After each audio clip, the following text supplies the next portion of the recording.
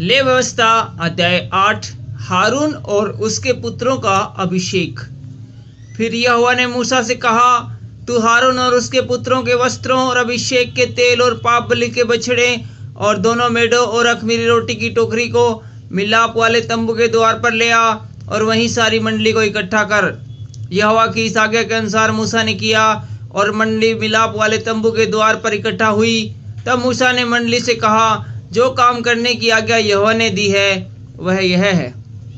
फिर मूसा ने हारून और उसके पुत्रों को समीप ले जाकर जल से नहलाया। तब उसने उनको अंगरखा पहनाया और कटीबंध लपेटकर बागा पहना दिया और एपोद लगाकर एपोद के काटे हुए पट्टे से एपोद को बांधकर कस दिया।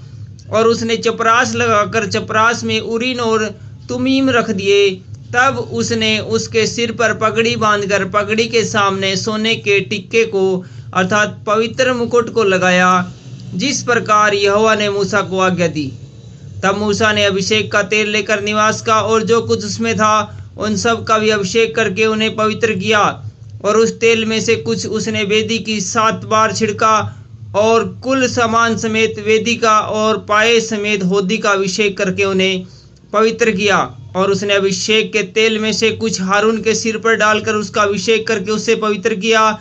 फिर मूसा ने हारून के पुत्रों को समीप ले आकर अंग रखे कटीबंध के उनके सिर पर टोपी रख दी, जिस प्रकार यहोवा ने मूसा को आज्ञा दी थी।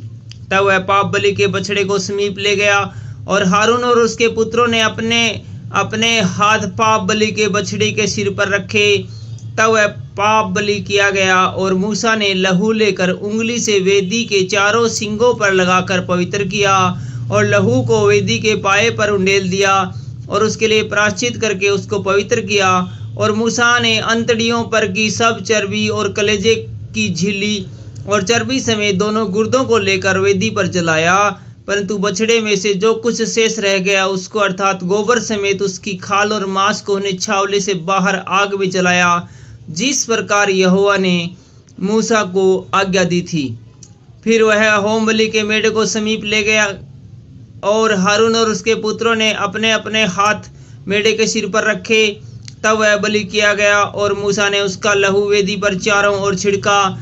तब मेढ़ा टुकड़े टुकड़े किया गया और मूसा ने सिर और चर्बी समेत टुकड़ों को जलाया। तब अंतड़ियां और पाँव जल से धोए गए और मूसा ने पूरे मेढ़े को वेदी पर जलाया और वह सुखदायक सुगंध देने के लिए होम बलि और यहोवा के लिए हव्य हो गया, जिस प्रकार यहोवा ने मूसा को आज्ञा दी थी। फिर वह दूसरे मेढ़े को जो संस्कार का मेढ़ा था समीप ले गया और हारून और उसके पुत्रों ने अपने अपने हाथ मेढ़े के सिर पर रखे। तब वह बलि किया गया और मूसा ने उसके लहू में से कुछ लेकर हारून के दाहिने कान के सिरे पर और उसके दाहिने हाथ और दाहिने पांव के अंगूठे पर लगाया।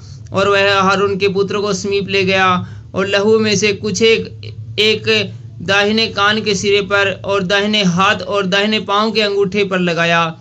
और मूसा ने लहू को वेदी पर चारों ओर छिड़का और उसने चर्बी और मोटी पूंछ और अंतड़ियों पर की सब चर्बी और कलेजे पर की झिल्ली समेत दोनों गुर्दों और दाहिनी जांग ये सब लेकर अलग रखे। और अख़मीरी रोटी की टोकरी जो यहोवा के आगे रखी हुई थी उसमें से एक रोटी और तेल से सने हुए मैदे का एक फुलका और एक रोटी लेकर चर्बी और दाहिनी जांग पर रख दी। और ये सब वस्तुएं हारून और उसके पुत्रों के हाथों पर धर दी गई और हिलाने की भेंट के लिए यहोवा के आगे हिलाई गई।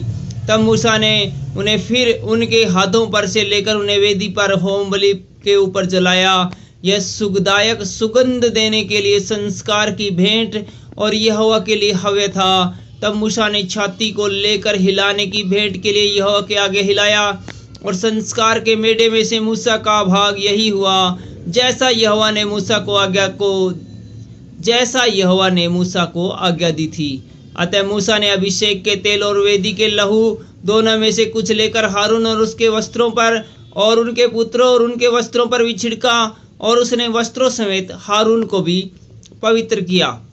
तब मूसा ने हारून और उसके पुत्रों से कहा, मांस को मिलाप वाले तंबू के द्वार पर पकाओ और उस रोटी को जो संस्कार की टोकरी में है वहीं खाओ, जैसा मैंने आज्ञा दी है कि हारून और उसके पुत्र उसे खाएं। और मांस और रोटी में से जो कुछ रह जाए उसे आग में जला देना।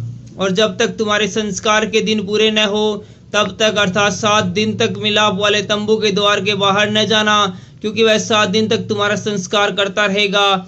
जिस प्रकार आज किया गया है वैसा ही करने की आज्ञा यहोवा ने दी है, जिससे तुम्हारा प्रायश्चित किया जाए। इसलिए तुम मिलाप वाले तंबू के द्वार पर 7 दिन तक और 7 रात तक ठहरे रहना और यह यहोवा की आज्ञा को मानना, ताकि तुम मर न जाओ, क्योंकि ऐसा ही आज्ञा मुझे दी गई है। तब यहोवा की इन्हीं सब आज्ञाओं के अनुसार जो उसने मूसा के द्वारा दी थी, हारून और उसके पुत्रों ने किया। Thank you.